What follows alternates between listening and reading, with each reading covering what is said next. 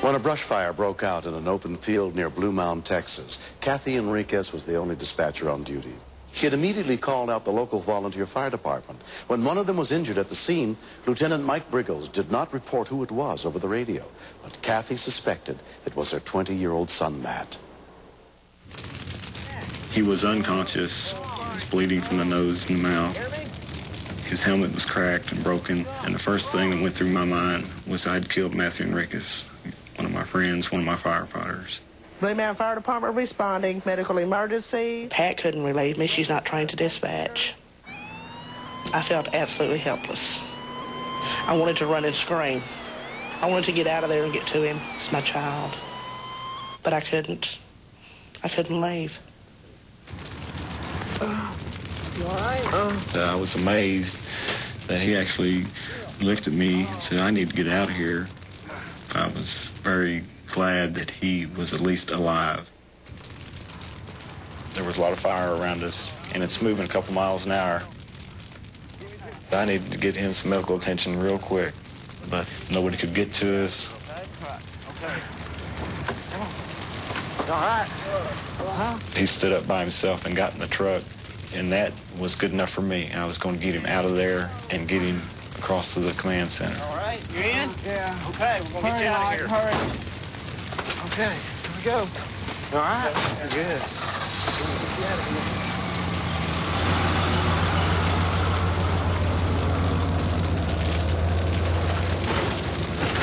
He was in pretty bad shape, and I knew I'd done it.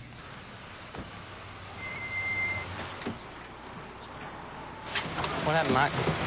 I ran him over in the fire truck. I think he fell out. Matt, you hear me? It was very evident that I ran over his head. It was very evident that I backed over his midsection with the tire. I know it's going to hurt. It's a feeling I'll never forget. Okay? He was one of my firefighters that was under my command. I know it's going to hurt. And I'd felt that I'd hurt him real bad, if not killed him. C1, any change in status on the firefighter? 10-9. 10-9 means I can't understand you. You're going to have to repeat. I ask again. Down to C1, firefighter status. 10-9. They kept saying 10-9 because they knew I was dispatching. City Secretary Pat Stokes was a friend of Kathy's. It was horrible to have to watch the pain she was going through, knowing this was her child. I was so impressed at her professionalism. She stayed right on her job. She did right what she was supposed to do.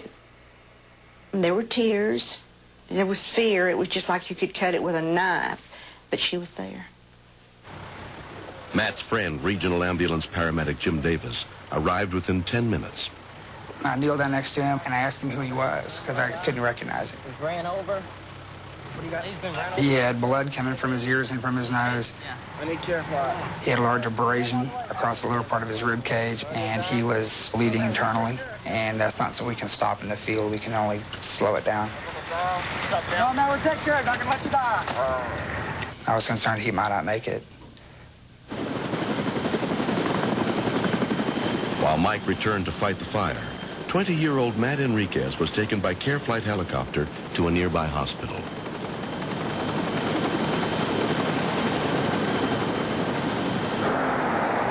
Kathy joined her husband Manuel at the hospital as soon as she was relieved from duty. When you're told that your son been run over, you feel like you lost your heart. No, not yet. Because when you love someone, you don't want to see them hurt.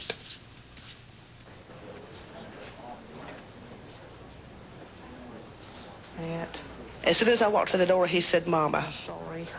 And he said, I kept thinking, God, please don't let me die. I want to go home. I kissed him, and I cried, and I rubbed his head and talked to him. You're going to be all right, Matt. But I was totally relieved, because when he said, Mama, I knew he was all right. Although their son suffered back and neck injuries in the accident, amazingly, Matt's only broken bones were in his jaw and ankle.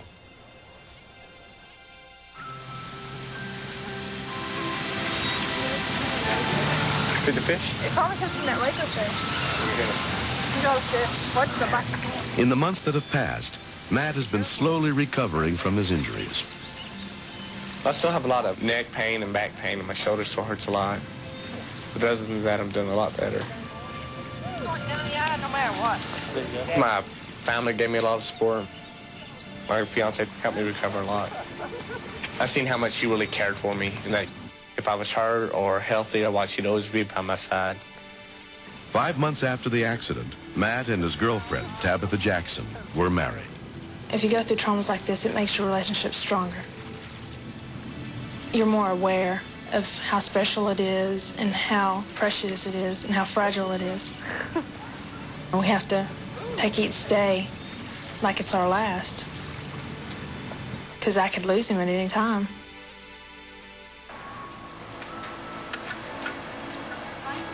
The reason the accident happened is because there was a lack of communication on the fire scene.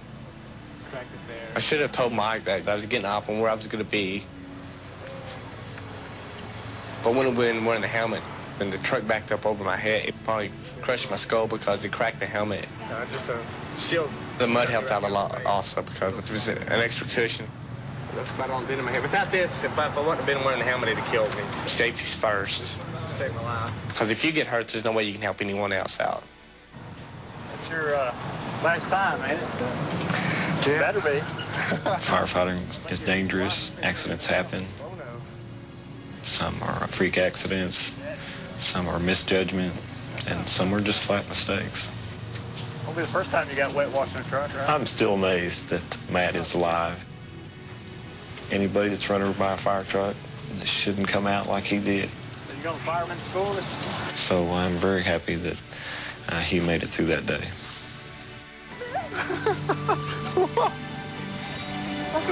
He has a whole lot to live for.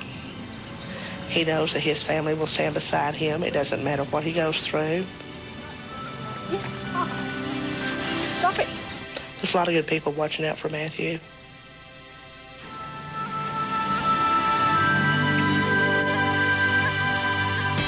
Next. This is a very bizarre call. I wondered how she got the phone when she told me she was calling me from her tree.